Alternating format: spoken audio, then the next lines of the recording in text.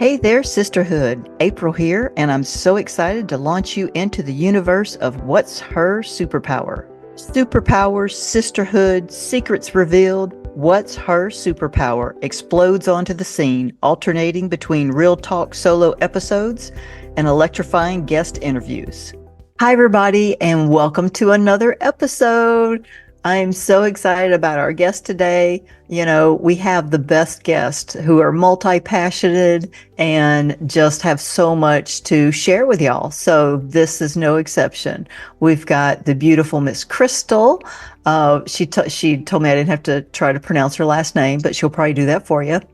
She is the owner of Crystallized Health Advisors and the director of Feed. So we've got lots to talk about. Hi, Krystal. Thanks for joining us today. Hi, April. Thank you so much for having me.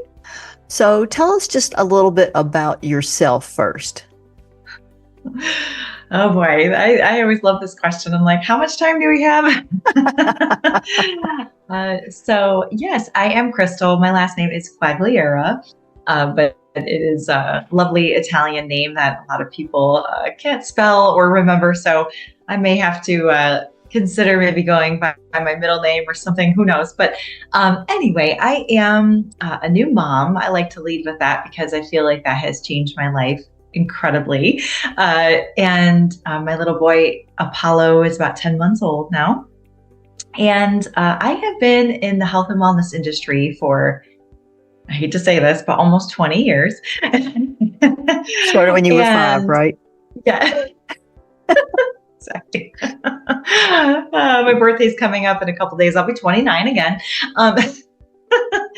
And throughout that time of being in the wellness industry, I've learned a lot about myself and also about how people really relate to their health. And it's not just physical health, it's mental and emotional. So I am always working with my clients on all facets of health. It's not just, what we put into our body, but it's how we move. It's what we feed our minds. It's what we feed our spirits, and all of that. So I love to lead with that first and foremost. I've had my own health journey myself. I didn't grow up with the healthiest habits. And at one point I was on the overweight side of the spectrum, trying to figure out, what healthy was, trying every diet. And that was during my adolescent and high school years.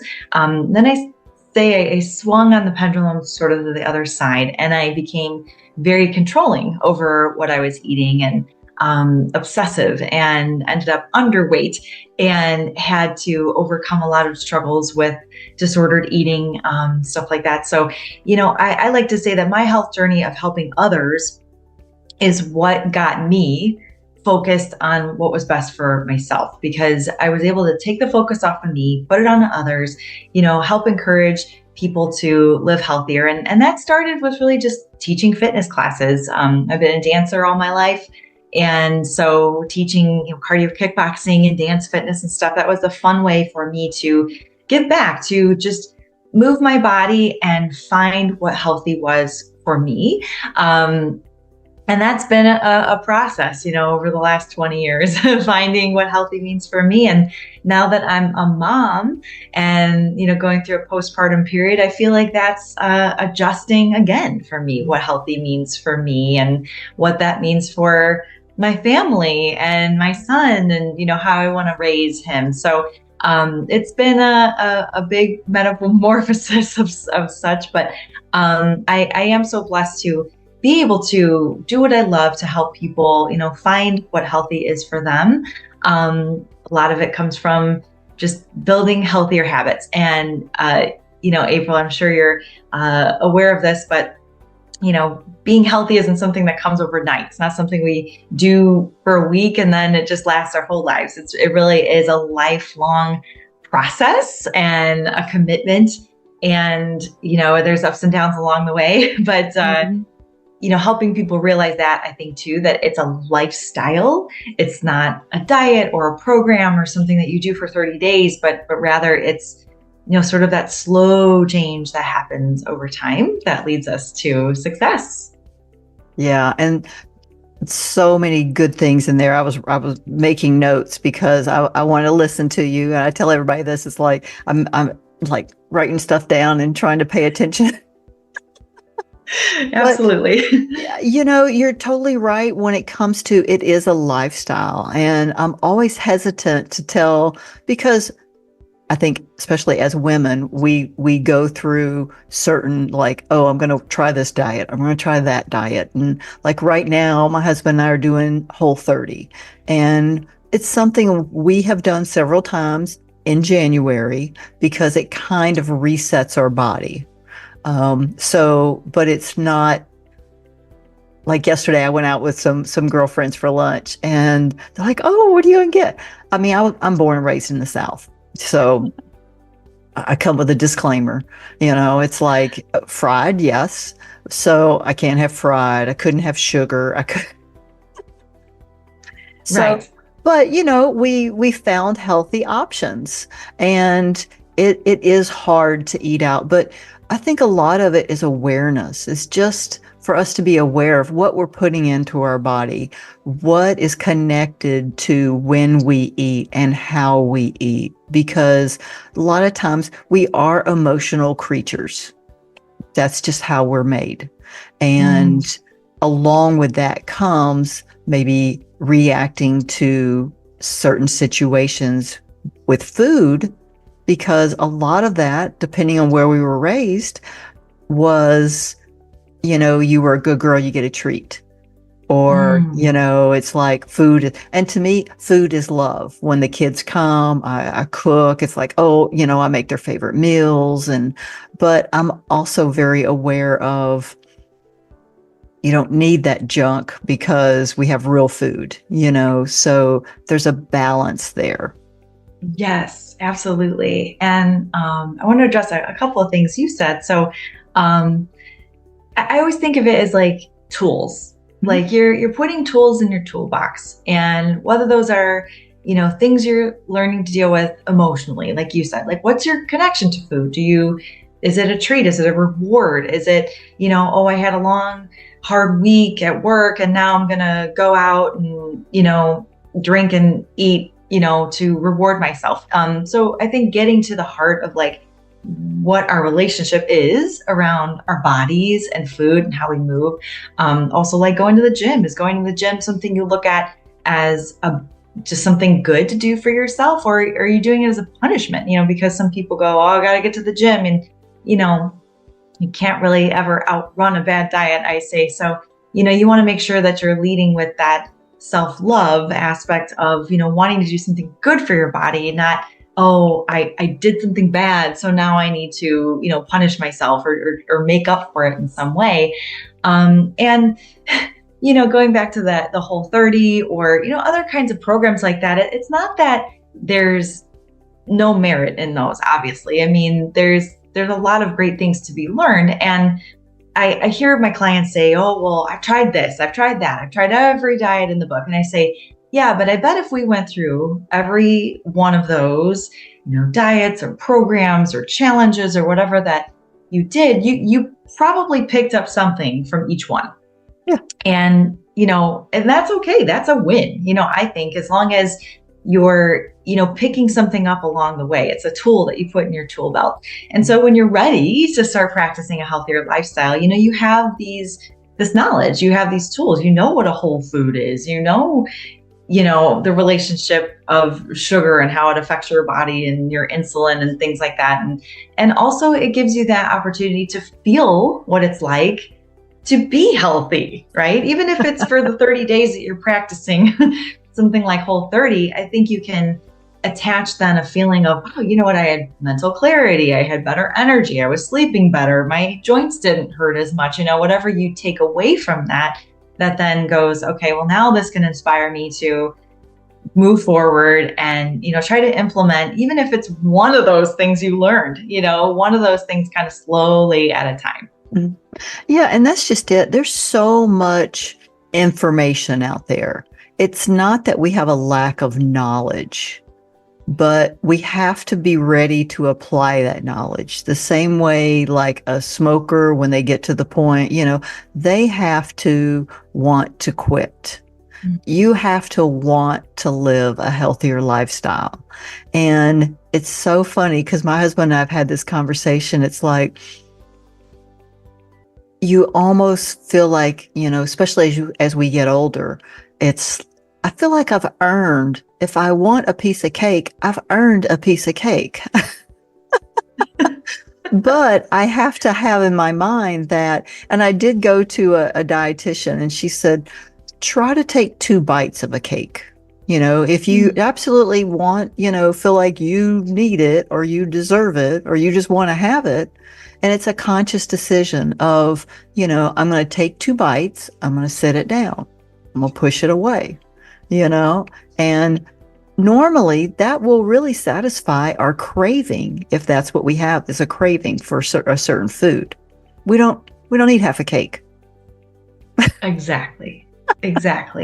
However, though, there are some cases where, we call those like trigger foods, and it's difficult. I have some experience with like 12-step recovery and things for like emotional help and stuff like that. And it's interesting, like when we think about somebody, right? Maybe somebody who's giving up drinking or something like that. Abstinence is what works, for a lot of people and is necessary for a lot of people, being able to put down a cigarette, like you said, or put down a drink. A lot of it is, well, now you're just not going to smoke. You're not going to drink, because one cigarette or one drink will possibly throw you, back into that pattern. But with food, we need food to survive. There's not a lot we can do. We can't just stop eating, and I think it's really difficult to manage. And I don't want to negate that at all for people who say like, I don't know, I can't not eat the whole cake, because I think for some people that is maybe true. And so it's interesting, finding that balance. But I think also going back to what we talked about earlier, like knowing, what is your relationship with this? And I think getting to the heart of that will help you discover, is it where I could practice some self-control? I can have 2 bites and put it down, or is this really just a food that I need to totally eliminate? Is it a trigger for me? So, and you don't have to do that alone, right? There are resources. There are people like me, out there, and different things that can help a person, to figure that out for themselves and, have that support along the way. So tell us a little bit about like what you do in your business. Do you have like group programs? Do you work with people one-on-one? How does this work? Yeah, I do a little bit of both. I run a small group, and that's like meeting weekly on Zoom, and we pick a topic for each week generally, and just come together and I kind of talk about it a little bit, and then we open the floor, as a like kind of like a support group, where you come and you say like, I want to have a place where people can celebrate wins. It's important too to say like, well, hey, I exercised 3 times this week. I always say like, I want to hold the container for you, whether it's celebrating a win, sharing a dream. So often in our lives, there aren't that many cheerleaders. We don't have that many people that we even feel comfortable sharing those things with. It's like the day to day, right? You get wrapped up in your family, and, while your spouse may be on your side, obviously, and, probably wants to see you succeed, it's like, they're not going to high five you if you went to the gym today. It's just, we don't think of that, and so I think having a place where you can come and somebody cheers you on and says, okay, yes, like I'm struggling with that too. And, having that capability to hold that container for somebody is really important. So a lot of times it's that. And then with the one-on-one coaching is kind of getting more at the heart of, okay, let's look at, what is the big picture here? Health is not just, fitting into your bikini for the summer, and I think people get this relationship with, well, thinking of it very aesthetically, but really it's like, well, what do you really want to achieve in your life? How do you want to feel alive? How do you want to, show up at work, show up for your family? Do you need more energy? Do you need more sleep? Like what is really the driving force behind this? And looking at that, I think it goes beyond, the size of the jeans you're wearing and starts to become something real. Your health is all you have. It's really, we're born alone, we die alone, with this body. So, why would you want to feel crappy, for lack of a better word, while you're trying to live your life? And so it's really that, I think, just more so than, okay, here's what you're going to eat and here's what you're going to move. I think it's all encompassing. How can we get to these other goals, and how does your health fit into that? And then let's take it slow. How do we build this healthy lifestyle for you? What does that look like? Some people have an hour in the morning. Some people have 10 minutes that they can squeeze something in, and so everybody's different, and that's okay. It doesn't mean that you failed because you didn't, have an hour every morning to get a workout in or whatever. But, being able to say, well, okay, if I can't work out 5 days a week, what can I do? And figuring that out and how to layer those habits on top of each other so that you can actually have some success. Yeah. And I think it's so important for people to realize that this is your life. It's not mine. It's not yours. It is that individual person. And you have to really look at the big picture and say, what do I want my life to look like? Do I want to get up, like you said, do I have 15 minutes? Do I have an hour? I mean, when I was in the military, that was, of course, part of it was working out, and it was funny how it kind of worked because, okay, I could sleep in a little bit longer, sit in an hour's worth of traffic and get my PT with everybody else, or I could get up an hour early, get in at a reasonable time and not sit in all that traffic and get a really good workout and just, go to the gym and get a really good workout. Some people went in and just sat around and had coffee. I mean, it just depends. But it's because, like you, when I was younger, I did not have healthy habits. Like I said, I grew up in the South. If it was fried, it was dinner. So yeah. I wasn't taught that from a young age of, we had a garden, we had fresh vegetables. I remember sneaking into Grandpa's garden and getting fresh tomatoes and cucumbers, and we'd get in trouble because he didn't want us in his garden. But that was our treat. How strange. Yeah, that was our treats because it was there. Or fruit, we had tons of fruit trees. So, that's how I was raised. It wasn't, but there was also fried foods, pies, cakes, so there was no knowledge. It was just food. So speaking of knowledge, Tell us a little bit about your nonprofit. Yes. So great segue there, April. It just came to me. The words were coming out. So, I didn't grow up in the South. I grew up in the Midwest. I live near Chicago. So I think it's different but similar. Here in the Midwest, there's just greasy spoons and the diner and the, burgers and, things. And it's very dreary and cold here, most of the year. And we don't get outside. We don't get a lot of vitamin D. We don't get a lot of fresh air and outdoor activities, for 6 months out of the year, really. And so I think it lends itself to this systemically cultural problem that we see. And the area where I grew up and where I live now, we have this very interesting division of income and class, and the north side of the county is very industrial. At one point the industry was booming and a lot of that has moved out. And so, there's a lot of poor neighborhoods and, just not a lot of opportunities. And then sort of south in the county, that's where we have a Whole Foods, and there's, these gigantic homes and, people that, are commuting to Chicago, and, just it's very, very different here. And so I think if you maybe took a big snapshot, you say, well, there's Whole Foods and it's only, a 15-minute drive. But, for some people, a 15-minute drive or a half-hour drive is a lot. And, that doesn't, like, that neighborhood where the Whole Foods is does not reflect these other neighborhoods, and, I call it the Doritos diet. It's like, we call them food deserts. They're places where, there's sort of this grocery store, but there's really nothing fresh there. Yep.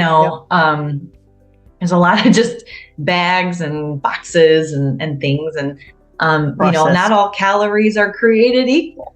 Same thing with the food pantries. I don't want to knock or negate the incredible work that food pantries do. It's important to feed people, obviously, but are they really nourishing people? I think there's a difference between feeding someone and really nourishing them. And once again, that if the calorie comes from a can or a box or a bag, is it really, feeding you? Like you said, right? The difference between going to your grandparents' farm and picking fresh vegetables up, as opposed to, probably what the day-to-day was for you with the fried food and standard American diet. So, with feed, I want to find a way to close that gap, a way to, encourage people of all socioeconomic backgrounds to have that knowledge, because if you didn't grow up in a neighborhood where you had fresh produce readily available, you probably don't even know what to do with it.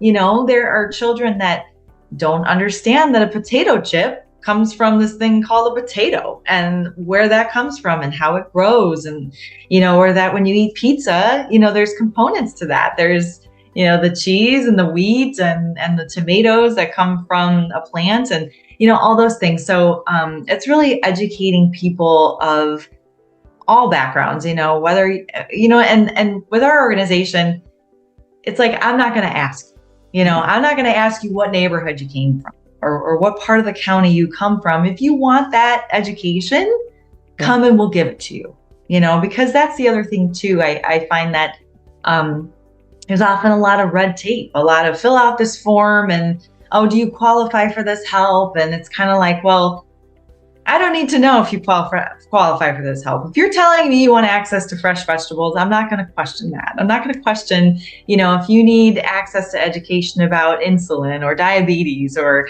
how to know if you're at risk for heart disease, those things. Like, so, that's a big part of it too. And that's the dignity piece of FEED. It stands for food, equality, education, and dignity. Because, when you go to a meeting or a workshop or an event, I don't want anybody to feel like somebody's less than, or, just sort of being able to really create a cohesive community around everybody wants to feel better. Everybody wants access to better food and, actually health education. So that's our mission. Yeah. Now, are you just providing education? And I don't want to be dismissive, because education is so important. Are you working with any of the local farmers or anything like that? Yes. So we have there's 3 separate projects in one thing. So the first project that we started with was a blessing box project. And that's sort of like bringing the food pantry to you. If you don't have a car, if you can't get somewhere and you need something to eat, here's a box in your neighborhood and it's going to be stocked. It's sort of take what you need and give what you can. And, the ones that we have up in the community have been in constant use. So we're looking to upgrade some of those and get a few more in the community. Because once again, sometimes you don't have a car to get somewhere, or you don't have time to fill out a form to get, assistance from a food pantry or whatever. So just bringing that to people is really important. So that's kind of the first project. The second is the education piece. So hosting workshops, free to the public to come, having different speakers, doctors or health professionals, people to come in and actually educate people. And, once again, create that environment and that community of, okay, we're all wanting to get healthy together. So, and, trying to actually permeate the culture that's in the community. And then the third piece of it, yes, is connecting local farm sources with these areas that are food deserts, because we're in Indiana. I'm near Chicago, but I'm in Indiana, and we have lots of farms. Indiana, Illinois, right across the border. Where your food doesn't have to come from states or countries away. That's one thing that we want to be able to do is sort of bring fresh produce in. Maybe host monthly events where people can come and get produce for free. And then eventually the big vision, April, is to have a food co-op, like a building, essentially where this is all housed. And it's like a 50-mile foods co-op where, everything that's there comes from within 50 miles. And so you can be a member of the co-op, but also there's that component of it where, if you need the assistance, that will be there for you as well. And then, it's sort of education hub as well. So, cooking lessons, health education classes, that sort of thing, just to have one centralized location. Yeah. And it's a win-win, because your farmers, sometimes farmers have produce rotting in the fields because either they can't, either it's a shipping thing or it's a workforce thing where they can't get people to come out and pick or whatever. So it really is. It's, as a nation, we have issues, and, people like you are working on a solution rather than getting bogged down in the red tape. And we need more people like you who are looking for solutions rather than standing in the middle of the street saying, something's wrong. Okay, fix it, or at least, exactly. at least do something about it. And I love your heart for helping people. And, we had talked before about being a new mother, and you say it changed your outlook, but I think you've always had that. You had that outlook before. It just may have brought it more into focus for you. So yeah, definitely. Yeah. And I think we had talked about this too, that, as a health coach, traditionally, right, those are services that you think of, oh, well, if you have a personal trainer, for instance, right? You must be doing well, right? Financially, to be able to hire a trainer, be able to hire our own health coach, those are sometimes things that we don't think are accessible to people who, might be struggling from paycheck to paycheck. But what I realize is that, sometimes the people who need it most are the people who can't afford it. So, being able to, once again, bridge that gap for people, and say, like, yes, you don't have to already be well off to enjoy the benefits of, knowing about your body and your health.